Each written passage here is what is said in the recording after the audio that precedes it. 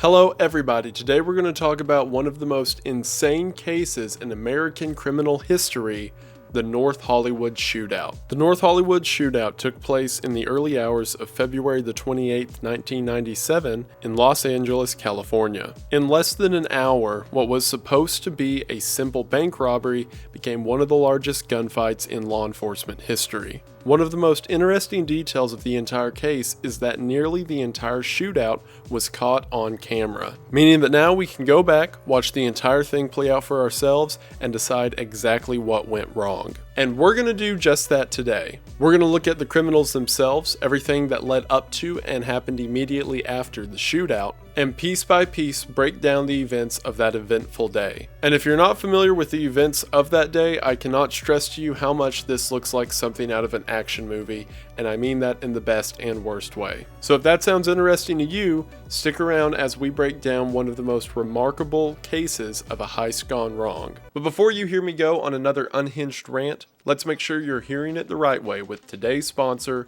Raycon earbuds. With the best audio quality and the best package available, it's no mystery why Raycon earbuds has over 48,000 5-star reviews. With the noise isolating design that amplifies your sound, Raycon is a fantastic package at half the price of their competitors. And thanks to the oily rubber look and feel of the earbuds themselves, not only are they very comfortable, but as you can see, they're very discreet and low profile while you're wearing them. And it's because of that design that whenever I sit down to edit or watch a YouTube video, they remain comfortably in my ear and I don't even notice. And as a matter of fact, because of that design, no matter what you do or however you turn or whatever way you move, the Raycon earbuds will never fall out. Raycon earbuds also offer a 32-hour battery life with 8 hours of playtime, which is perfect for unhinged conspiracy rants on YouTube. Raycon earbuds also offer a large push button on the side of the earbud itself, so if you need to skip ahead in the music or pause the song or turn up the volume or even pick up a call, you can do all of it without ever touching anything besides the earbud itself. And thanks to Raycon, if you go to the link in the description today at buyraycon.com/Windigoon, you will be able to get your order for 15% off. That's right, just go to the link in the description at buyraycon.com/Windigoon and you will be able to get this fantastic offer for 15% off. What's not to love? Thank you all so much for watching the ad. Thank you so much to Raycon for sponsoring the video. It really does mean the most. Hope you all check them out. Link is in the description, and we are back to the video. We are going to go ahead and get into it, but as always, thank you for watching. Now, before I dive into the details, I want to say a lot of this information comes from NorthHollywoodShootout.net. The writers over there have not only done a phenomenal job at compiling evidence and sifting what is good information and what's bad information, but they've also created a series of charts and diagrams of the events of that day that make it a lot easier for me to get across to you and hopefully a lot easier to understand. I'm going to link the website in the description, so if any of this interests you, go check them out, donate if you feel like it. I certainly did, because I know how hard this research can be and I'm really blown away with the effort. And also, I'm going to be my normal joking self through this thing, and if at any point you feel I'm being disrespectful of the victims or lives lost that day, just wait to see how this all played out. Our subject of this story is a bank robbery in Los Angeles, which isn't anything outstanding in itself. From the 70s to the 90s, bank robberies were all the rage. To give you an idea, in 1991, across the entire United States, there were 9,388 bank robberies, or in other words, a bank robbery every 16 minutes. Nationally, there was over $60 million lost every year to robberies, and that's with an average takeaway of about $6,000, because, you know, the vast majority of bank robberies are guys running in with a gun, taking a couple hundred from the teller, and then trying to leave. Probably running into the glass door on their way out too. But every now and then someone would score it big, which is what would drive the numbers up. And not only were the large cash amounts enticing to would-be robbers, in the 80s the police said that they were catching about 25% of bank robbers. So statistically, you could walk into a building full of money with a gun and be pretty okay. In the early 90s, the government tried to curb this by de-incentivizing bank robberies. Transportation and storage of money became more secure, guards were more common at bank locations, and on the legal side of it, charges went from a few years jail time to up to 25 years in prison for armed robbery. And as things like forensics developed, that 25% number jumped up to around 53. Part of the reason they cracked down so hard on it was because in high population areas like LA, bank robberies had become a weird kind of pyramid scheme. Around 89, there was this epidemic where these gang leaders would get like crack addicts and homeless people off the side of the road and then give them a gun and then have them walk into a bank and rob the place with a note that was also written for them by the guy who, gave them the gun. So they just walk up to the teller, hand the note, teller would hand the money, and they'd walk away like it was a McDonald's. So if bank robberies are so easy, you don't even have to be at the bank to rob it. Someone should probably do something. In 1992, one gang called the Rolling 60s claimed 363 bank robberies in that year alone.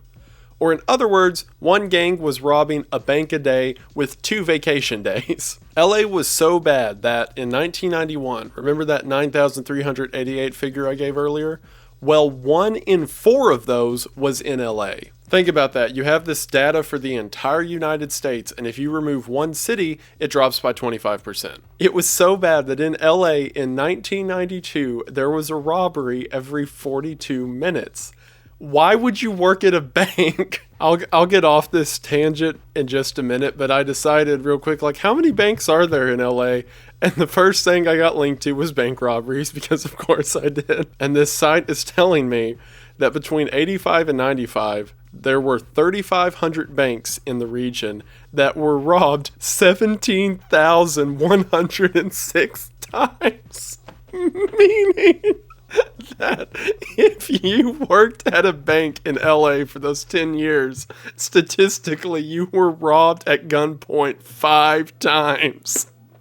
At what point do you just not use money anymore? Bro, one day in 1992, there were 28 bank robberies in one day. Oh my word. So, suffice to say, it was bad. Hence, all of the crackdowns on bank robberies that I mentioned a moment ago. Now, this had 2 effects.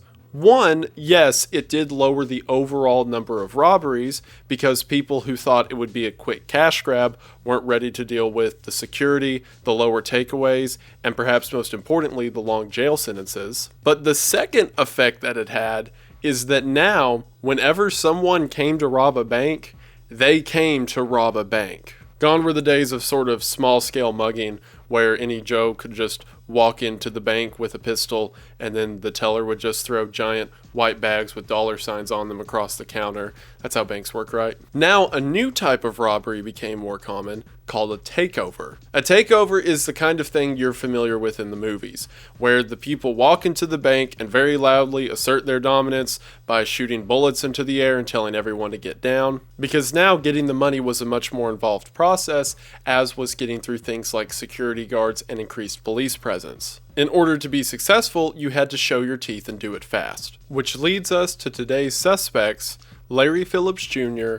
and Emile Matasareanu. Larry Phillips Jr. was born under the alias of Larry Warfel. He was born under an alias because his parents were wanted by the law. At only 19 years old, Larry's father, Larry Phillips Sr., was arrested for grave robbing because he was trying to remove somebody's head because he thought it was funny. And then after that, he committed several robberies for which he was eventually arrested and then escaped, to which he was now on the run.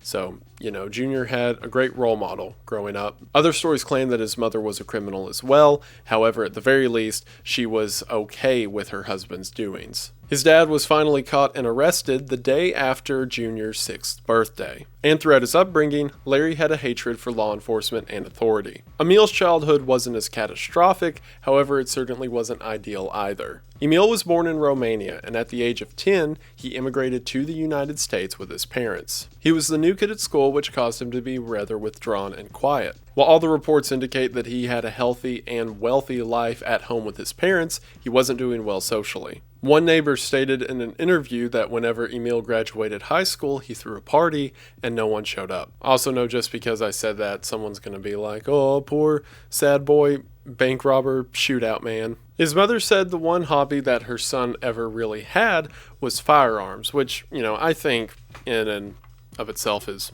fine. But, the other thing he did, which was sitting on the front steps of his house and disassemble and reassemble his guns every day while staring at neighborhood children, maybe not okay. Regardless of these shortcomings, Emile became an electrical engineer and even started his own business. Keep that business in mind. It's going to come around in the end. You won't see it coming. It'll be great. Don't worry. Most stories say that Larry and Emile met each other in 1989 at a Gold's Gym at Venice Beach. Some other stories indicate that they knew each other beforehand, but 1989 is as early on the timeline that can be confirmed. You wouldn't think the two would get along, but after they figured out that they had a shared interest in firearms and eventually crime, they were a match made in not heaven. Now, it can't really be confirmed what was happening in the next several years following their meet. It seems that Emile was running his business for some time, and Larry was running his own business that we'll talk about. But for reasons I'll talk about later, I believe they were doing small-scale crimes during this time, and were slowly working their way up to what they would become. That side hustle of Larry's was real estate scams. He became a real estate agent and started doing all of these backdoor schemes in order to steal money from clients. He also shoplifted a $400 suit for funsies, I guess. So before his first big arrest, he had already stacked up a history of white-collar crime. There are several other crimes, because remember, LA was getting robbed a lot, that are believed to have been perpetrated by the two men, although it can't be confirmed. Unofficially, they are associated with 2 armored car robberies and 3 bank robberies. I mean, it's, not hard to see why. If all these were really them, then their first official hit was on an armored car on July the 20th of 1993. That incident went off mostly without a hitch. That was until October the 29th of that same year. The 2 of them were pulled over for speeding, and whenever the officer walked up to the window and began asking them basic questions, like where's your driver's license and insurance, they started to get nervous. Or at the very least, Emile did. See, at this point, they were using so many fake IDs and names for when it came to vehicles they were renting or properties that Larry was trying to scam someone on, and false business practices, that it was pretty easy to get their stories mixed up, which it seems Emile did. When they were asked, is this your car, they were supposed to say that they had rented it from the airport because the car was rented from the airport. Instead, Emile panicked and said it's Dennis's mom's. Dennis was the alias that Larry was using at the time. So the cop was suspicious. He ran numbers on the car and saw that the story doesn't make sense, so he eventually arrested them and searched the car. In the rental car, they found 2 rifles, 2 handguns, 3,000 rounds of ammunition, police radio scanners, smoke bombs, IEDs, body armor, and 3 fake license plates. I almost have to give them credit for having the gall to drive around downtown LA in a rented vehicle with a small armory in the trunk. The 2 were charged with conspiracy to commit robbery. Duh, because after they ran their names and prints, they saw they were using fake aliases and had a record, and I'm sure those IEDs weren't medicinal. They were each given short jail sentences and 3 years probation. The most important part of this is that they were each given felony charges and had all their guns confiscated. Over the next few years, again, this is assuming that they did rob all of the places it's assumed that they robbed, they would hit another armored car in June of 1995, this time killing one of the guards aboard the armored car, and then torching the vehicle that they had drove in order to get rid of evidence. I guess they like heat. And then in 96, robbed 2 Bank of America locations. If they did do these hits, then they had stolen at this point about $1.5 million. The pair, only known for their ski mask and AKs, were dubbed the High Incident Bandits.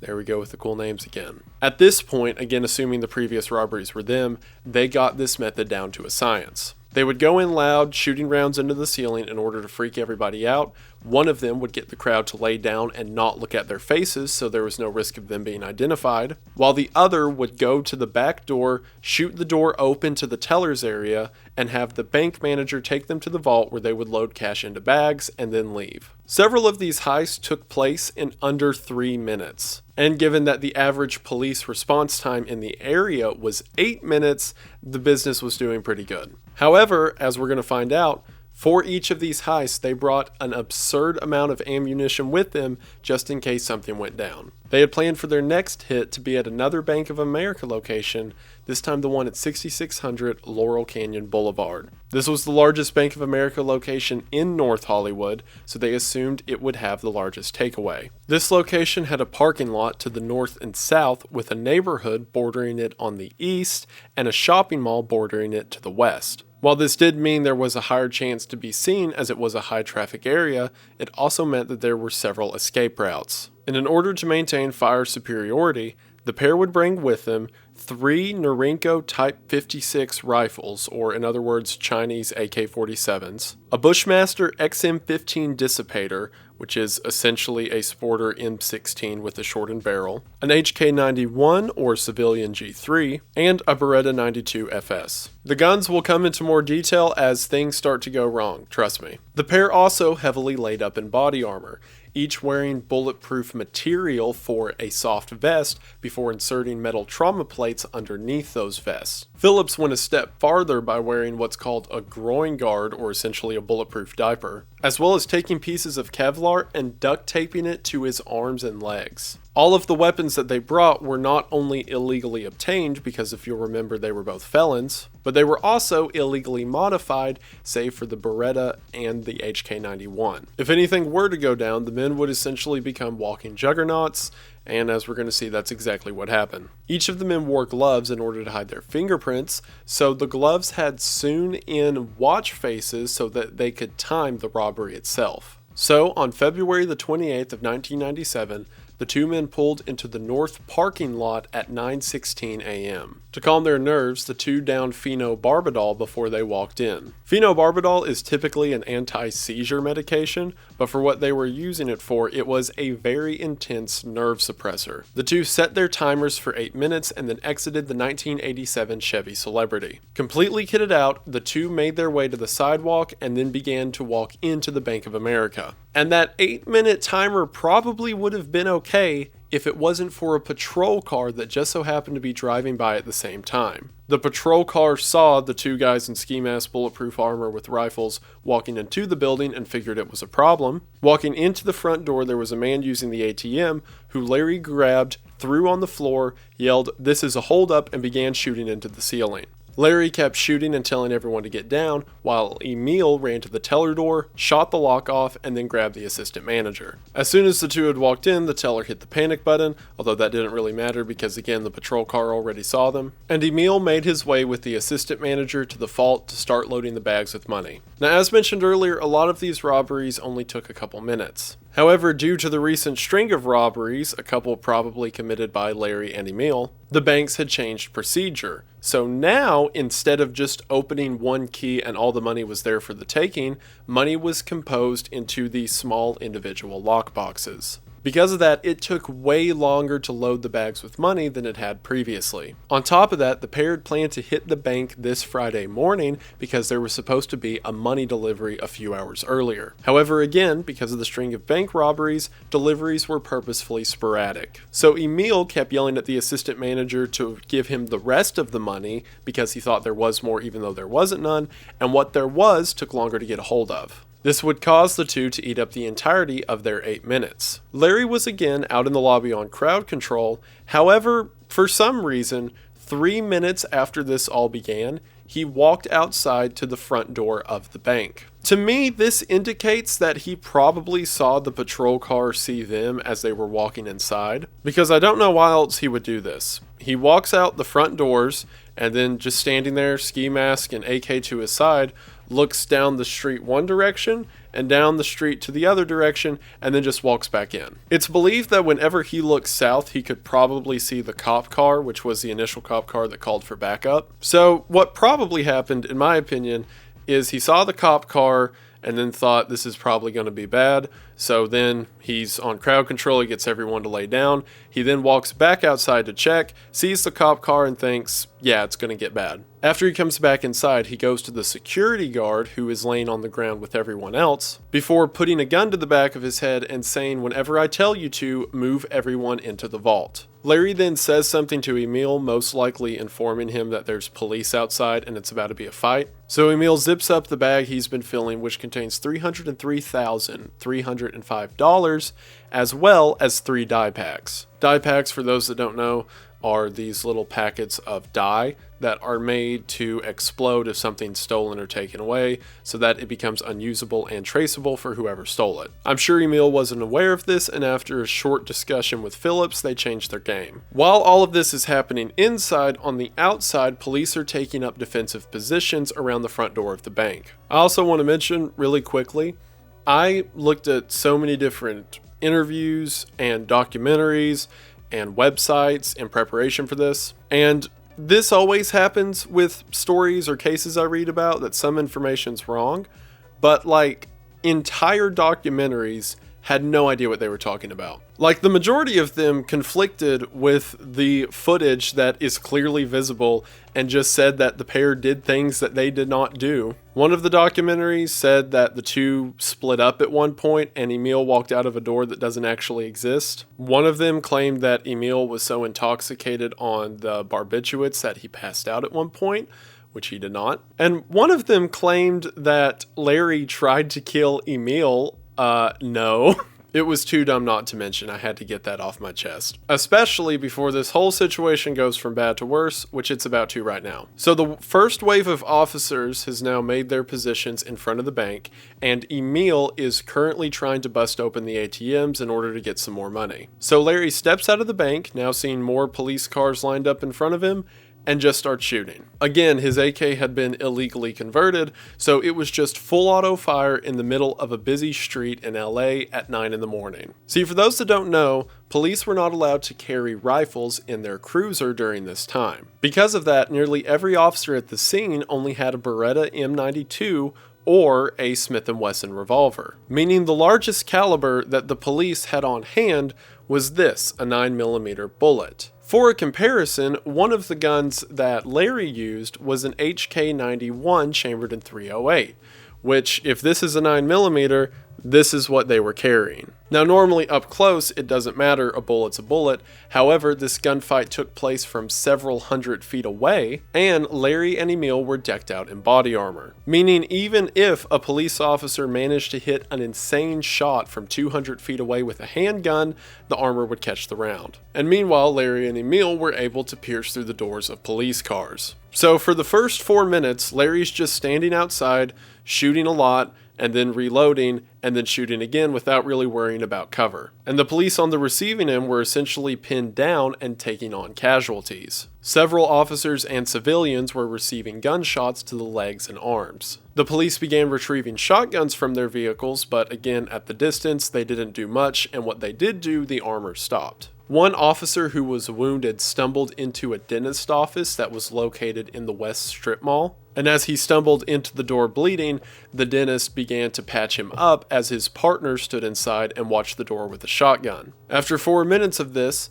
Larry steps back into the doorway of the bank and Emile comes out to join him. The police during this time are trying to take pot shots at the two, but anytime one of them gets a shot off, they're met with a hail of gunfire. This continues for about 3 minutes before the duo decide to make their way back to the car. I also want to shut down a rumor that's often associated with this case. A lot of the media outlets that report on it, and again, even make documentaries about it to this day for some reason, say that these two were unbelievably intoxicated and barely able to comprehend what they were doing. There are several cases coming up that disprove this, and the first one's here. The two began a bounding maneuver in which Emile laid down covering fire for Larry as he ran to a position in the parking lot, and then whenever Larry got there, he stopped and laid down covering fire for Emile as Emile ran to the parking lot. Also during this time, several who were on the scene, including the officers who were interviewed, said that the two were lousy shots, and that's why most of the shots missed their target. However, during covering fire, the purpose is not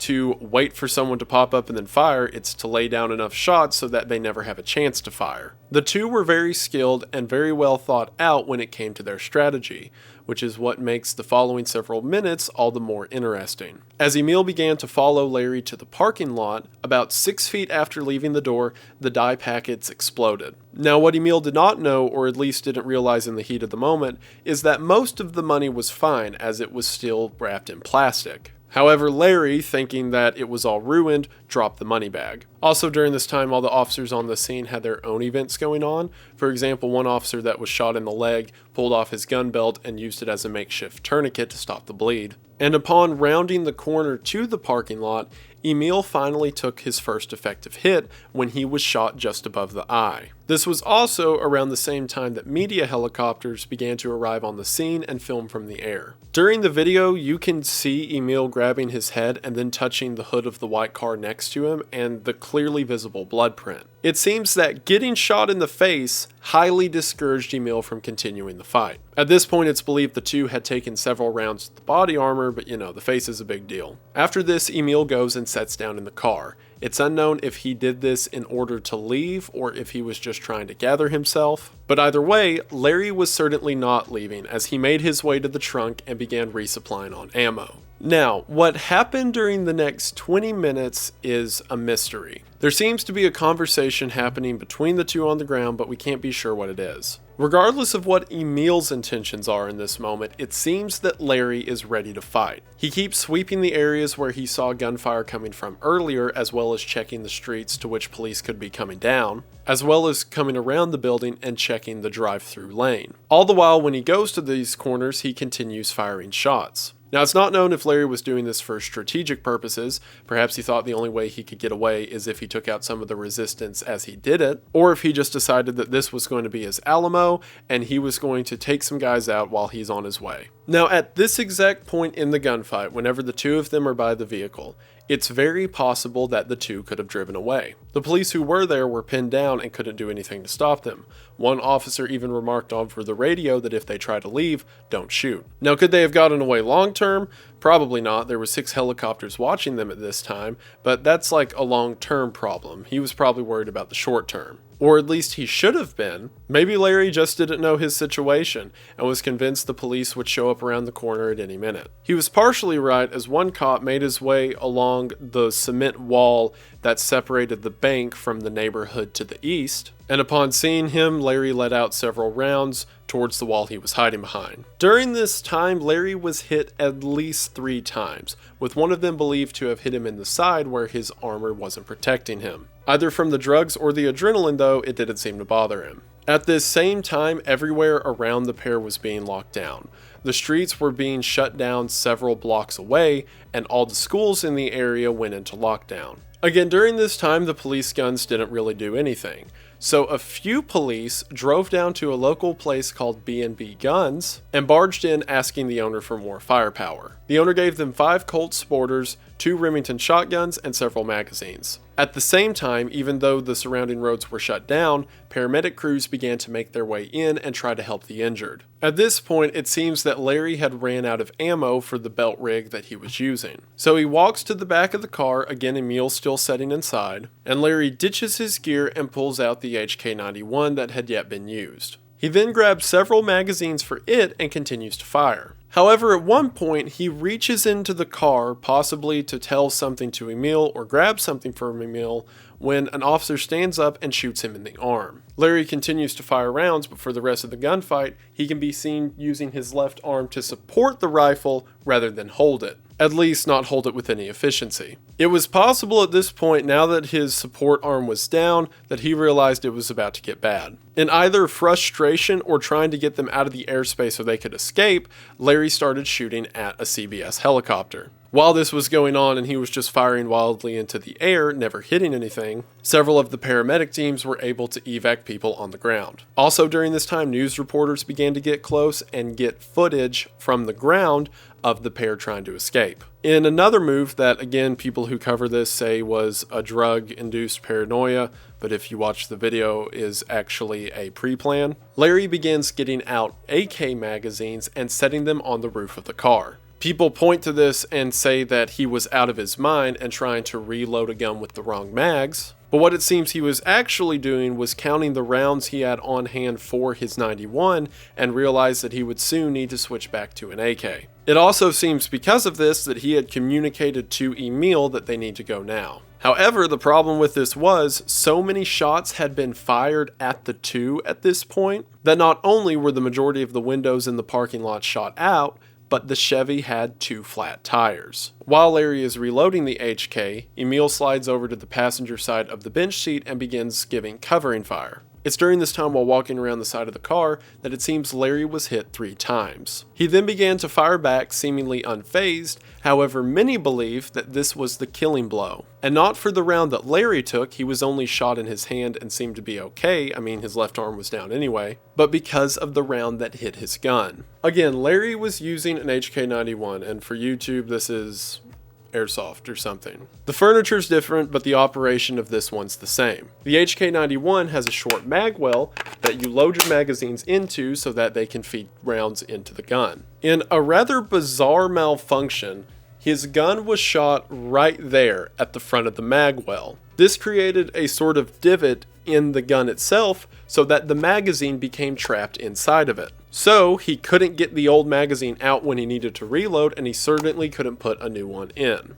Again, some consider this to be the kill shot because it causes Larry to do what he does next. Larry then ditches his gun in the back of the car and pulls out a now third and previously unused AK. I think he was already mentally planning to switch over to this one, hence him laying out the AK mags. But this was a problem as his AK kept jamming. Now, my theory behind this setup, and this just makes the most sense watching the whole thing to me. These guys had illegally converted all their guns, except again for the HK and the Beretta that were still semi-automatic. To convert these guns, which I am not going to explain on the internet because I like not being in jail, but it requires some level of cutting and sawing on the internals of the gun itself. Because these guys were familiar with the firearms, I think Larry knew that that AK was defective. Because think about it, he had used an AK initially in the robbery, and then he took all the time to take off all that gear and then put on all of the HK91 gear,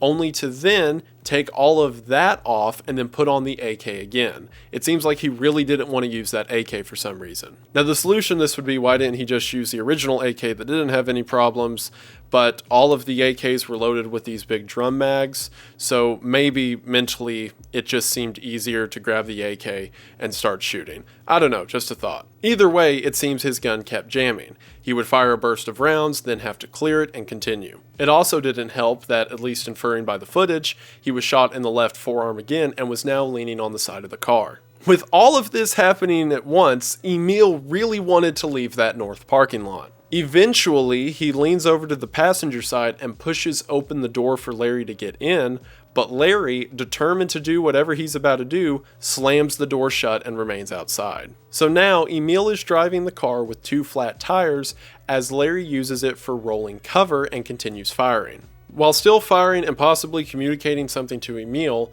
they get to the exit of the north lot and Larry makes a bound for cover to his east. There was a large tractor trailer parked there, which actually was only parked there because a neighbor had complained about its previous position the night before. While still being shot at, Larry runs to one side of the tractor trailer for cover, while Emile drives around it to the other side. It seems that the two lost sight of each other here. Emile starts to slowly gas the car as if he's waiting for Larry to come out on the other end, and Larry starts looking back and forth on either side of the truck to see where Emile is. It was during these few seconds that an officer had looped around to Emile's side of the tractor trailer and began shooting at him in the vehicle. Emile panicked and gassed the car, and in the video you can see the car hit the curb and then correct itself. But it now meant that Larry was completely alone and without cover. While standing and supposedly looking for Emile, Larry got shot twice in the back, one of the rounds hitting his subclavian artery. It's very possible here, with that shot being the first shot that would have given a lot of blood and pain, that Larry started to panic. Because while returning fire from behind the trailer, his gun jammed again, and this time he made it way worse. See, Larry's gun had experienced something commonly called a stovepipe. In other words, one of the casings that was supposed to come out of the gun instead stayed inside the gun. On the inside of the AK, there's this little rail that runs along the left side of the firearm. One of the casings had become stuck underneath this rail. Now, normally, if he was thinking straight, which it seems earlier he was, as he had cleared like 3 of these jams, all you would have to do is remove the magazine, the casing would drop out, you put the magazine back in, and you're good to go. But Larry, seemingly in a panic, grabbed the bolt and started racking it down, which, as you can see, runs in that area where the casing was stuck and makes it dig further down in the gun. And he just started racking that thing over and over and essentially broke the gun. In order to fix what he did, it would take an entire field disassembly, which he did not have the time for. This is why many say the shot to the HK earlier sealed his fate, because it caused him to get a faulty gun, which he then made much worse in frustration. That and the shot to his subclavian artery, which would have gave him realistically about 30 minutes before he bled out. Seeing nowhere else to go, Larry crawled underneath the tractor trailer. Shortly after Larry had crawled under the truck, a cop car came up that was chasing Emile's vehicle. However, the driver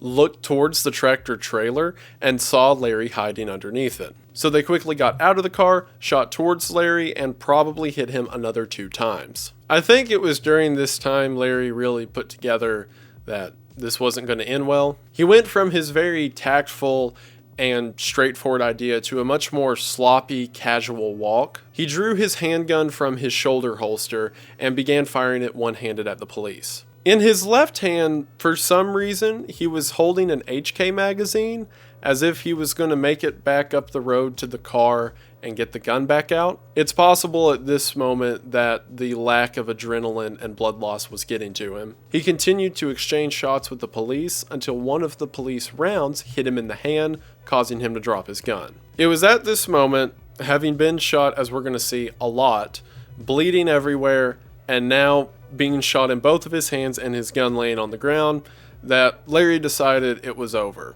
and also that he wasn't going to jail. So Larry leaned over, picked up the gun with his injured hand, and took his own life. The police, not able to see anything from their angle, had no clue if the guy was crouching down to reload or laying down to take a shot, so they just kept shooting him as he laid on the ground. This is a darker video, I'm just now realizing, but hey, monetization, who needs it? I also have to mention this side story because it's hilarious.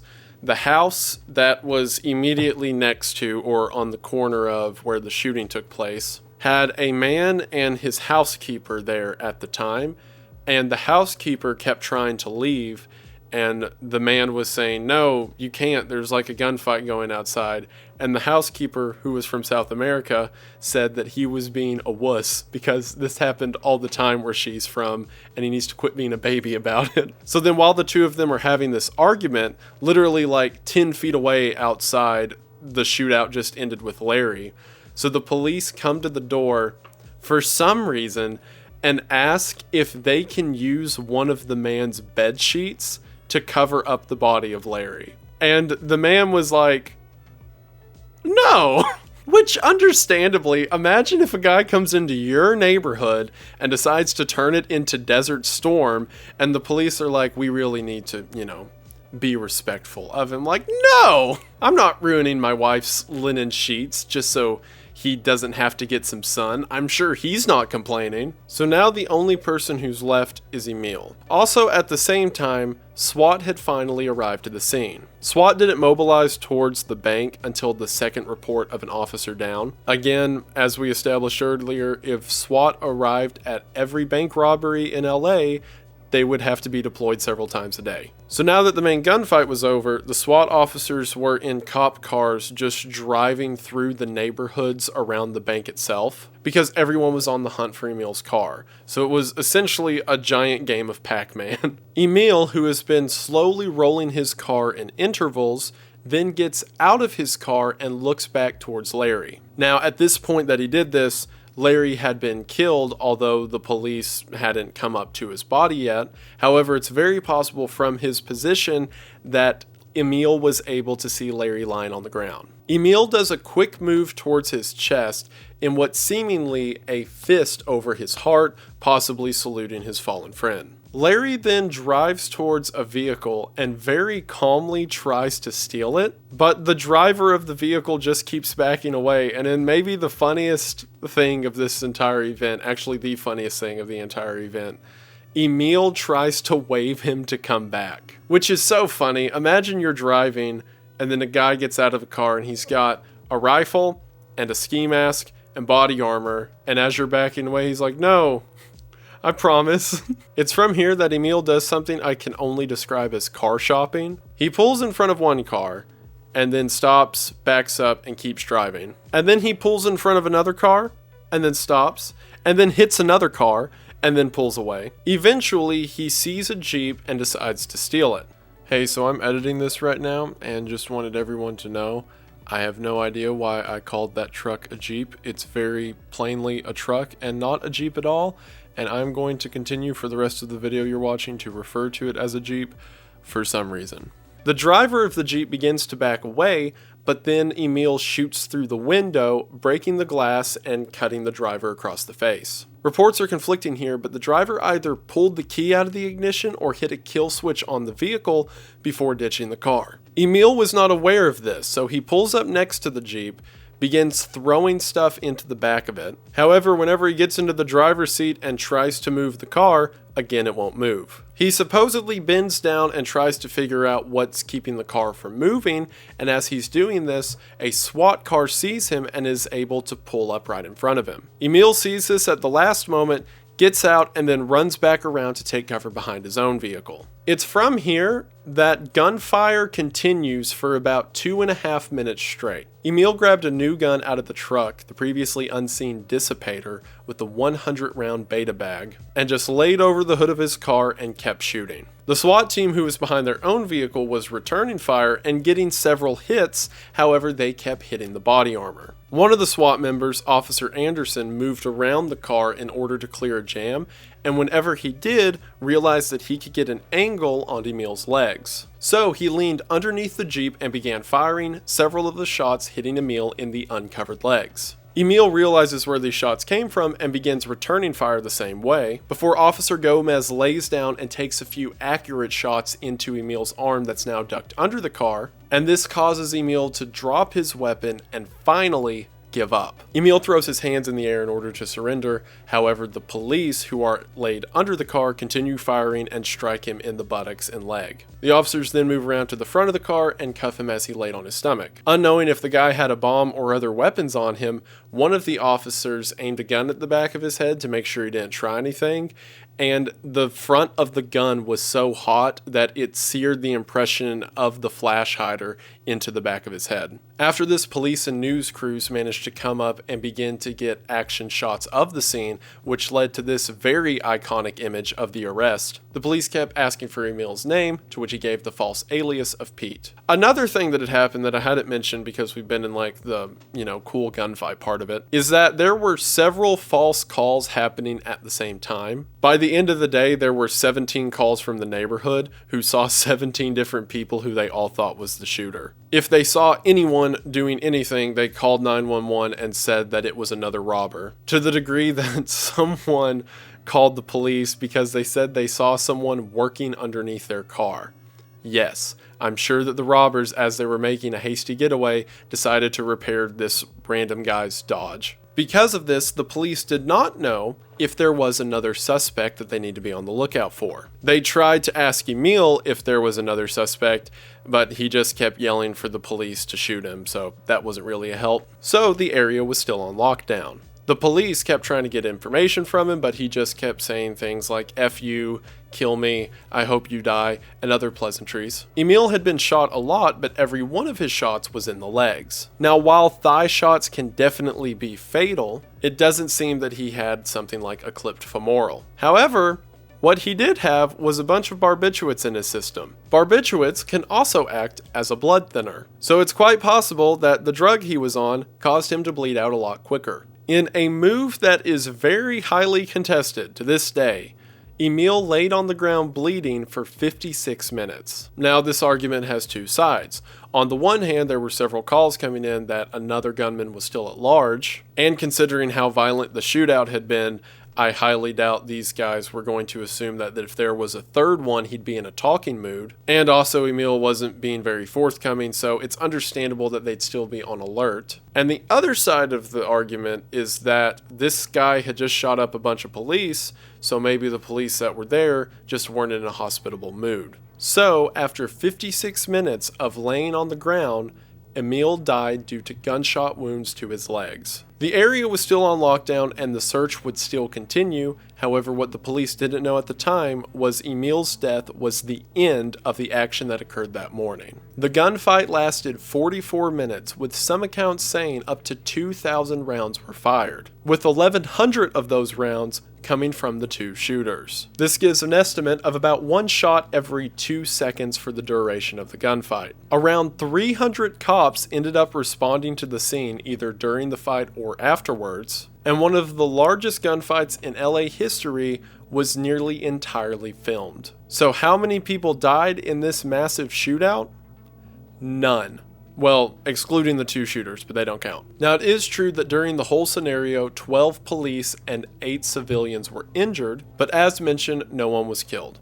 Hi, it's me again, the editing me, not the video me. I hyped up how many shots Larry and Emile received and then forgot to say it in the video. So now I'm here to tell you that at least 11 shots made contact with Larry's skin, and probably way more hit his armor. And Emile had 29 bullet wounds in his legs. Again, more shots definitely hitting his armor. These numbers are going off of the coroner's report, which is why we don't have exact numbers for how tore up the armor was. Now that 29 figure is a little bit misleading. That's not bullet holes or bullets in him, that's bullet wounds. So if a round struck the pavement and shot 5 pieces of fragment into his leg, that would count as 5 wounds. So while not 29 individual bullets, I'm still sure he was having a terrible time. Now the events of that day carried all the way to 11:30 that night when the lockdown was finally lifted. Some parents weren't able to get their kids out of school until 8 p.m. because everyone was on high alert that someone else may be out there. And again, as mentioned earlier, this was due in part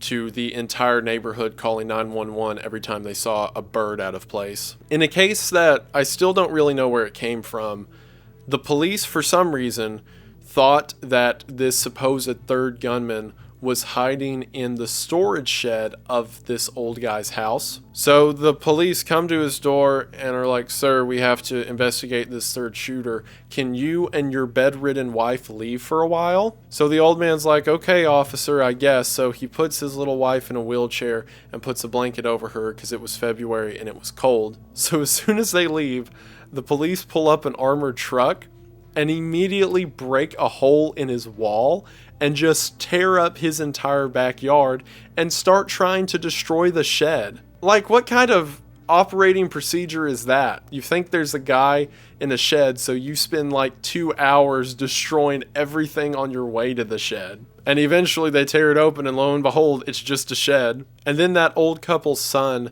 found them wandering around the neighborhood at 7 p.m. that night. Like, what a just mean thing to do. Also, to continue the police's weirdness, whenever they thought there was a third gunman, they decided to have a low-flying helicopter fly over the neighborhood and loudly announce from the megaphone to give up because your accomplices have been captured. Imagine if you were just at home and didn't know what was going on, and then you walk outside to a helicopter 20 feet over your head telling you to surrender. Now, there's a couple mysteries to this case that I think would make a good bow to the whole thing. One of them is the story I just mentioned, the story of Emile bleeding out for 56 minutes. One of the reasons that he was allowed to bleed for 56 minutes is because there was a lockdown on the area, so anyone who wasn't police was not allowed in or out. While several medics who were closer to the bank decided to break that rule in order to help people, at one point they even commandeered an armored vehicle and began driving around the front of the bank picking up people who needed aid, which is pretty cool. But 2 medics decided to break rank and go to the area where Emile was shot. Initially, the medics were treating the guy who had glass in his face because he was the one driving the Jeep whenever Emile shot at him. A quick funny story about that guy: after he got out of the Jeep, he ran to the first house that was near him and began banging on the door and asking the person inside to let him in. However, the person who was inside was a 60-year-old lady who turned to her front door and saw a man with blood all over his face banging on it and called the police that there was a madman outside. Whenever the two medics arrived, they saw Emile laying down next to the car and he wasn't moving, so the medics just thought that guy was dead. However, as they were treating the driver, who they said had minor wounds because it was just glass tearing at his face, they saw Emile move, so the two medics immediately began to run towards him. As the medics were running towards them, a lieutenant stopped them and said, "What are you guys doing here? Don't you know there's another gunman nearby?" So the two of them got out of there thinking that they were in immediate danger. However, they remarked afterwards that this was weird because at this point all the cops had their gun holstered and were just casually standing around. That lieutenant would later say that a police sergeant ran up to them, said that there's more gunmen around the neighborhood, be careful, and then ran away. This magical running officer was never identified and an order like this was never given. And also, if it was, they would tell them over the working radio, not have a cop run by himself down a street that's supposedly infested with robbers. Also, it seems that those two medics had their report fabricated, because whenever they pulled those medics' reports later, it was written down that the medics said they had decided to treat the guy who had the glass hit his face and all that because he was in critical condition. However, as the medic said that day, the dude was pretty fine. He just had some cuts across his face. And the police used that to justify why Emile was not given aid. The children of Emile would later sue the police department for wrongful death. Also, it was very clear that the family knew everything he was up to. It wasn't like this was a surprise for them, so people saw it as being pretty cheap. The trial ended in a mistrial and was never really picked up. Again, it was a pretty unpopular decision to have the trial in the first place. But it's still a mystery to this day how much was fabricated and for what reason. The other mystery is about Emile's electrician business. Yeah, we're going all the way back to the beginning. So Emile started this electrician business in the late 80s. Whenever he started this business, he had a projected profit of about $150,000 to $250,000. In the early 90s, he reported his income as being closer to $2 million. Now, normally, this would be perfectly normal. It's not uncommon for a business with several employees in Hollywood to be making about $2 million a year. However, when the police were investigating all of their assets after they were dead, they went to this business location and it was an abandoned building. The electrician company was being used as a front with a reported income of, again, $2 million.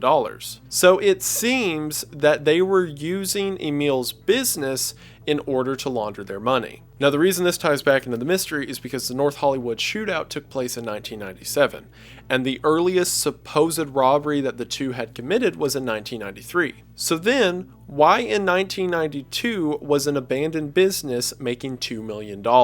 This could mean that the two were committing several other crimes previously to the one suspected, and potentially other bank robberies. So these two may be responsible for far more crimes than what is currently believed. Also, these two each had their wives in on it, helping them launder the money, and they were renting several properties under false aliases across LA, and it seems living rather lavish lifestyles with having cars separated in different parts of the city. So it was like Breaking Bad, but with banks instead of meth. He just like me, for real. The police investigated all of these properties and eventually found one that had a makeshift bomb-making site in it, as well as several other rifles and ammunition. It's not known where these two got their weapons. Again, they were felons, so they couldn't have purchased them, but it does seem they did the illegal conversions in-house. Also, there was a push in government at the time to allow officers to more strongly arm themselves, because there were concerns that police could be confronted with a force that was more heavily armed than them,